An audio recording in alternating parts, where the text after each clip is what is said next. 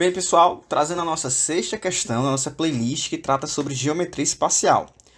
Acompanhe a nossa playlist, acompanhe o nosso canal que toda semana a gente vai estar trazendo videoaulas tanto de provas do Enem, como de provas de vestibulares, concursos militares, Olimpíadas e etc. A nossa sexta questão, ela diz o seguinte, ó. Na alimentação de gado de corte, o processo de cortar a forragem, colocá-los no solo, compactá-la e protegê-la com uma vedação denomina-se silagem. Os silos mais comuns são os horizontais, cuja forma é de um prisma reto trapezoidal. Atenção, a questão está dizendo que o prisma é da forma reto e trapezoidal. O que quer dizer isso? Primeiramente, você tem que saber o que é um prisma. Você, nesse momento, consegue definir o que é um prisma. É importante. Qual é a característica de um prisma?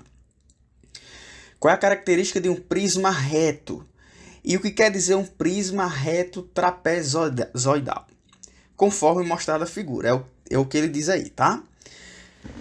Antes de continuar a leitura, vamos discutir o que é um prisma reto trapezoidal. Pessoal, um prisma reto trapezoidal é um prisma como aparece aí na sua tela. Ele é reto porque ele fica nessa posição aí reta, não inclina, tá? E ele é trapezoidal porque a base dele é um trapézio. Observe aqui na questão que a base, ó, que é essa parte aqui, ó, isso aqui que é a base, ela é um trapézio, né? Ó, você tem essa base aqui, a base maior, no caso, a base menor, e os lados que a gente chama de lados oblíquos, tá bom? São os lados que não são paralelos. As bases são paralelas e os lados oblíquos, os lados que não são paralelos, é o que a gente chama de lados oblíquos, isso no trapézio. Então, isso aqui é um prisma. A questão já disse para você que isso é um prisma. Se a questão já disse para você que isso é um prisma, você não deve imaginar que isso aqui seja qualquer outro tipo de figura. Porque muitas vezes é muito comum nessa questão o aluno achar que isso aqui é um tronco de uma pirâmide, alguma outra coisa similar, que assim há um pouco desse tipo de confusão nessa questão, mas não é para haver esse tipo de confusão, porque a questão já disse qual é a figura, tá bom? E aí ele disse que esse Bzinho, que seria a base menor do trapézio, da base do prisma. Esse Bzinho é a largura do fundo, o B maiúsculo, né? É a largura do topo, o C é o comprimento e o H é a altura do silo, tá? Então, continuando. Considerando um silo de 2 metros de altura, então ele já está dizendo para a gente aqui, ó, que esse H ele vale 2 metros. 6 metros de largura de topo. Largura de topo, como está aqui na legenda, é o B maiúsculo. Então, esse B aqui, ó, ele já está dizendo aqui para a gente que ele mede 6 metros. E 20 metros de comprimento, que seria o comprimento do silo, tá? Então, isso aqui ele já nos está informando que esse C ele vale 20 metros. Para cada metro de altura do silo, a largura do topo tem meio metro a mais que a largura do fundo. Então, atenção nesse trecho, que é um trecho confuso e necessita de mais interpretação. Repito, o trecho, ó, ele diz, para cada metro da altura do silo, qual é a altura do silo? A altura do silo é o H, que mede 2. Então, ó, esse H, que mede 2 metros, tá? Ó, esse H, que mede 2 metros, ele faz uma correspondência entre a largura do topo e a largura do fundo. E ele diz o seguinte, ó, para cada metro de altura do silo, a largura do topo é meio metro a mais que a largura do fundo. Então, como a altura do silo é 2 metros, então a largura do topo vai ser quantos metros a mais que a largura do fundo? Tá certo? Porque para cada metro, a largura do topo é meio metro a mais que a do fundo. Então, essa largura do topo, que é 6, ela é quantos metros a mais que a largura do fundo, tá certo? É isso que a gente vai ter que raciocinar aqui, ó. A largura do topo, que é 6, é quantos metros a mais que a do fundo? Como a altura do silo é 2, a largura do topo ela vai ser 1 metro a mais que a largura do fundo. Por que, professor, 1 metro a mais que a largura do fundo? Porque a questão diz que para cada metro, tá certo? Para cada metro da altura. Como são 2 metros, tá? Para cada metro você tem 0,5 a mais no topo. Se para cada metro aqui você tem 0,5 a mais no topo, se aqui são 2 metros, você tem 1 metro a mais no topo, tá? Então, se você tem 1 metro a mais no topo, isso significa dizer que esse B minúsculo, ele mede 5 metros. Tá aí a medida do B, do Bzinho. Tá bom? Essa informação, esse trecho foi para nos dar a informação do Bzinho, que durante o texto não foi dado explicitamente como foi dado as outras dimensões. Continuando a leitura, a gente diz, ó, após a silagem, 1 tonelada de forragem ocupa 2 metros cúbicos desse tipo de silo. Então, ó, 1 tonelada ocupa 2 metros cúbicos.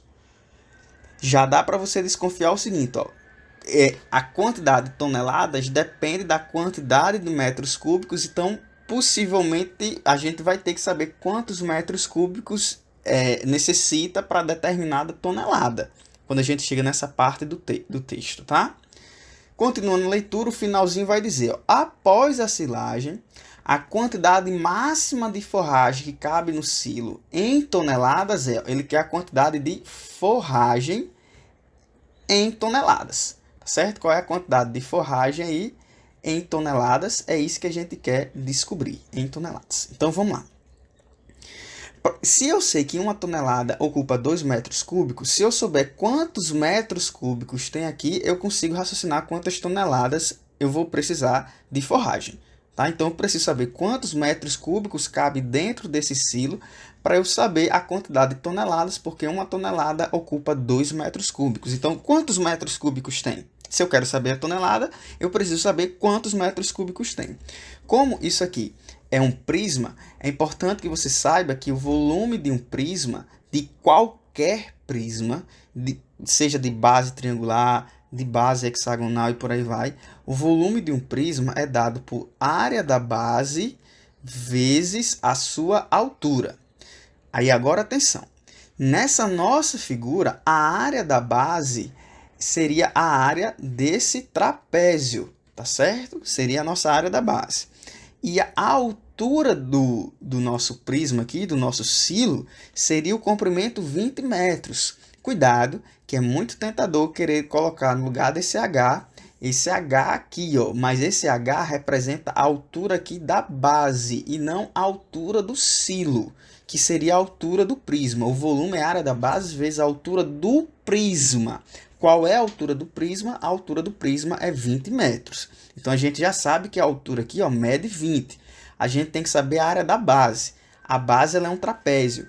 Como que a gente vai calcular a área da base? Como é um trapézio, é importante que você saiba o seguinte, ó.